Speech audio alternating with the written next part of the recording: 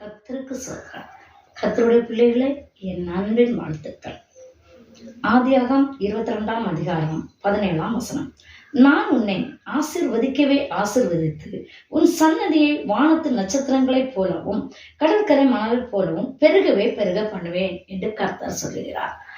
இது மூலம் நீங்கள் யாராவது வேதனையோடும் கவலையோடும் எங்களுக்கு ஆசீர்வாதம் இல்லை என்று கவலையோடு இருக்கிறீர்களா?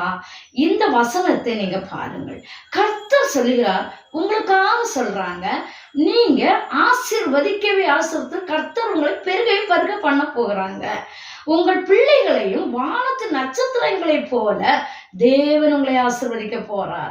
கடற்கரை மணல்களை போல உங்களை பெருக பண்ணுகிறார். நீங்கள் கவலையை விட்டு விலகுங்கள், உங்கள் கண்ணீரை விட்டு விலகுங்கள். கர்த்தர் உங்களை, நீங்கள் மனமடைந்து போகிறவர்களுக்கு கர்த்தர் இந்த வசனத்தின் மூலம் உங்களை ஆசீர்வதிப்பாராக. நீங்கள் கர்த்தரிடத்தில் கண்ணீரோடு கேளுங்கள், மன மகிழ்ச்சியாயிருங்கள்.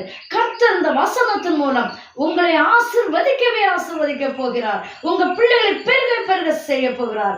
நீங்கள் வாஞ்சியாயிருங்கள், கர்த்தரிடத்தில் நம்பிக்கையாயிருங்கள். உங்கள் வேண்டுதல் நிறைவேறும்.